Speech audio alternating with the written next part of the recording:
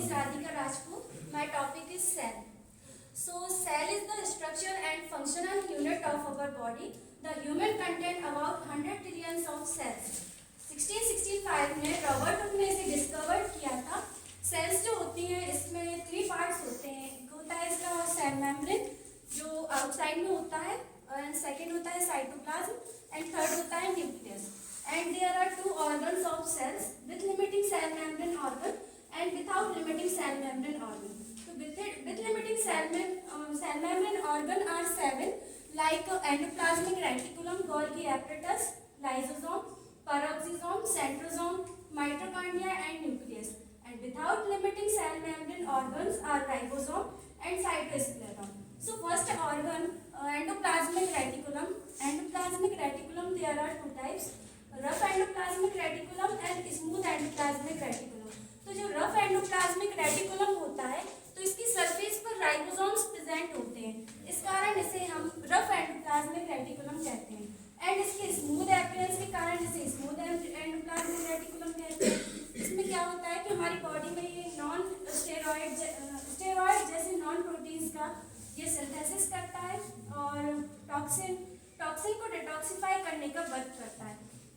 So this is endoplasmic reticulum and second organ is Golgi apparatus. Golgi apparatus जो होता है ये processing का वर्क करता है. इसका फर्स्ट फंक्शन जो होता है प्रोसेसिंग का. प्रोसेसिंग में जो रफ एंडोप्लाज्मिक में जो प्रोटीन बनता है इसके आगे की ओर प्रोसेस करता है और पैकिंग के लिए भेजता है. तो वेसिकल्स के रूप में जब ये पैक्ड होता है तो ये लेबलिंग के लिए ट्रांसफर करता है एंड इसकी लेबलिंग होने के बाद ये शिपिंग की प्रोसेसिंग करता है. तो इसमें पैक्ड एंड लेबल्ड वेसिकल्स को ये सेल के अंदर या बाहर शिफ्ट करता है. This is known as post office of the cell, इसलिए हम इसे सेल का पोस्ट ऑफिस कहते हैं. And so this is golgi apparatus. And next organ पेरोक्सिसम.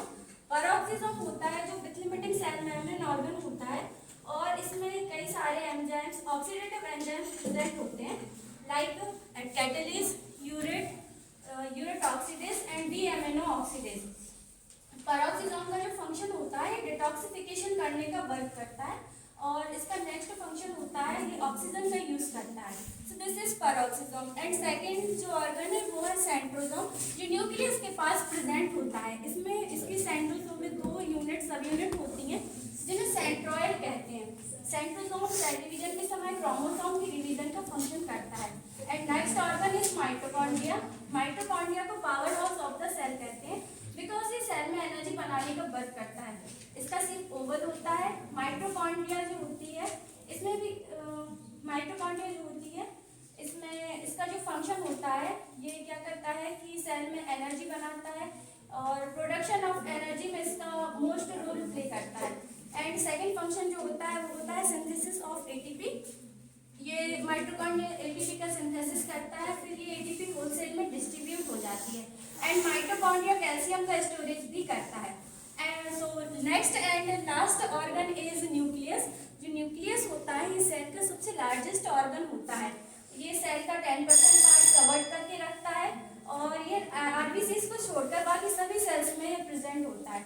Jin sales में ये प्रेजेंट होता है उन्हें यूकैरियोटिक सेल्स कहते हैं, जिनमें ये एब्सेंट होता है और प्रोकैरियोटिक सेल कहते हैं. So with limiting cell membrane organ are completed and without limiting cell membrane organs are ribosome and cytoskeleton.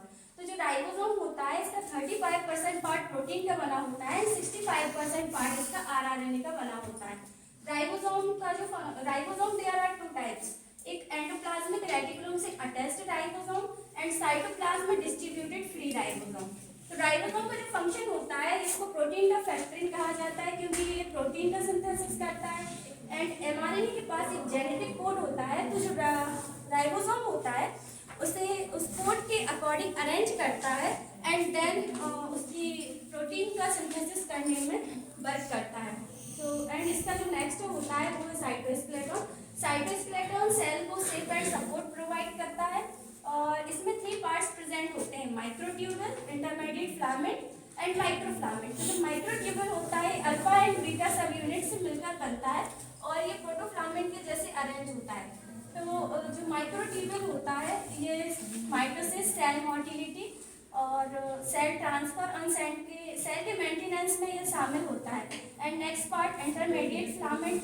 Intermediate filament जो होता है वो फिब्रस प्रोटीन से मिलकर बना होता है और न्यूक्लियस की सराउंडिंग में ये नेटवर्क बनाने का कार्य करता है।